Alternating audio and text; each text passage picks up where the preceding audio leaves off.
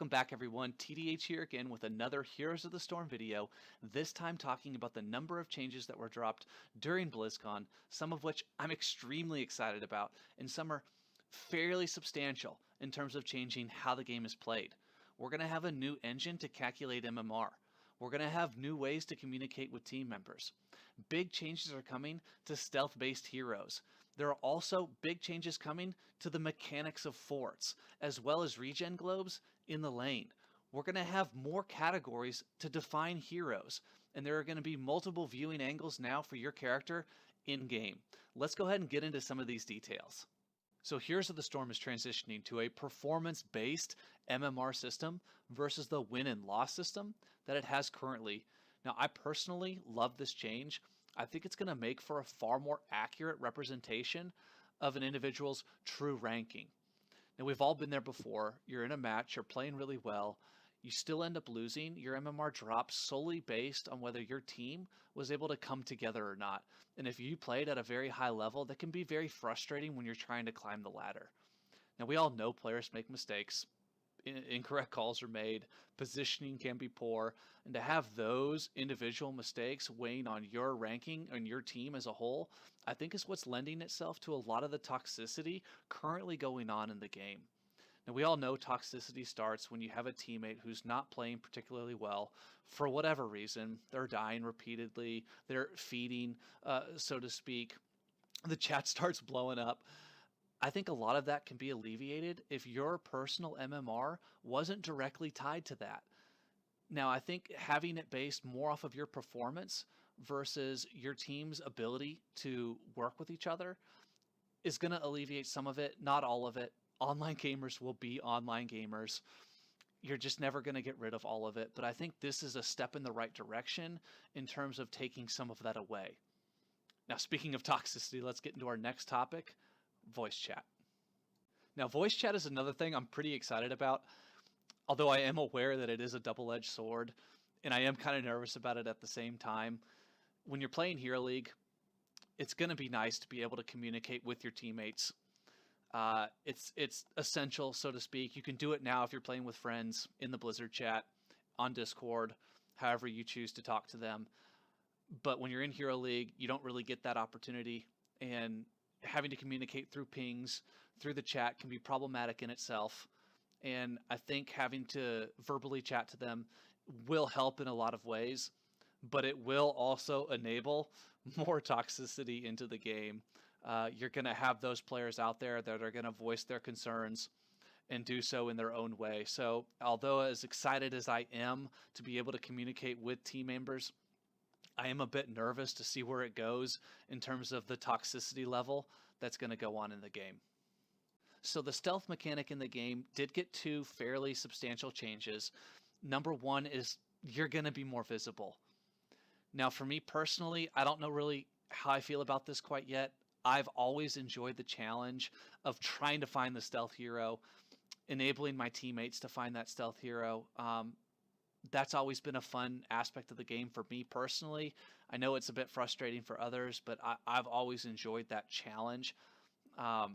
They are going to combine that with, if you're standing still for 1.5 seconds, you're going to become completely invisible to the enemy team.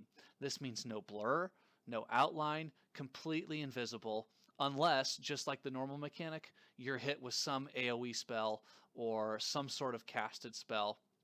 So it's going to add for a lot of interesting gameplay in terms of your positioning on whether you're going to be an effective stealth-based hero or not.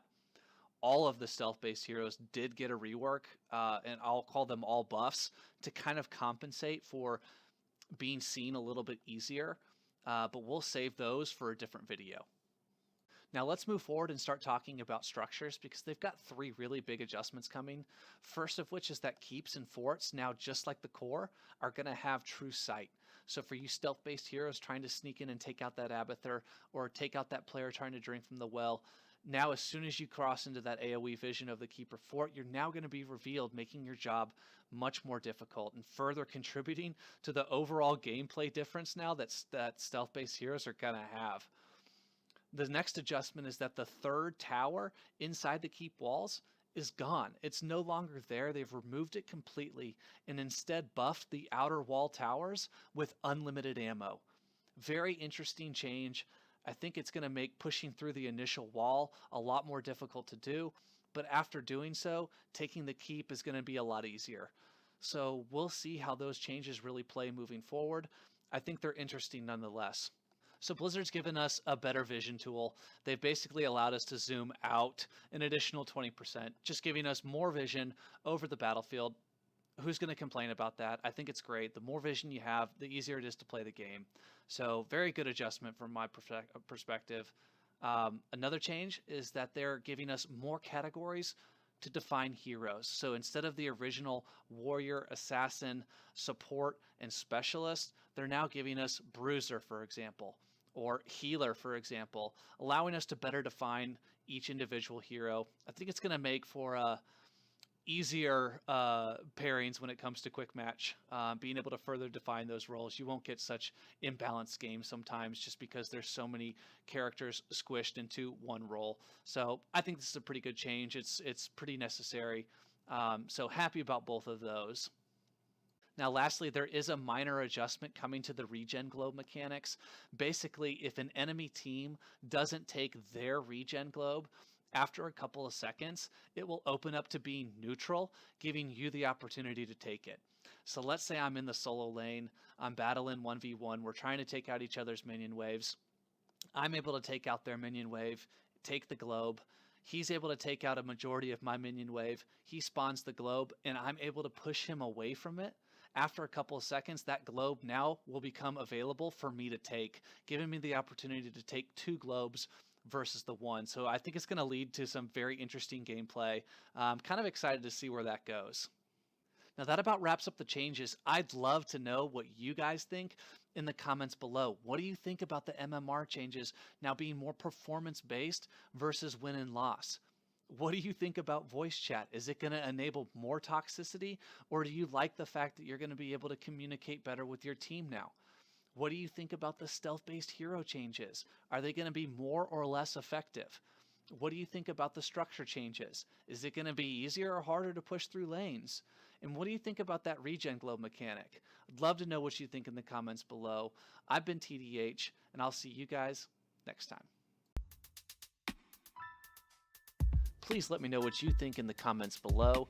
If you did enjoy, please hit that like button. If you're looking forward to more Heroes of the Storm content, go ahead and hit that subscribe.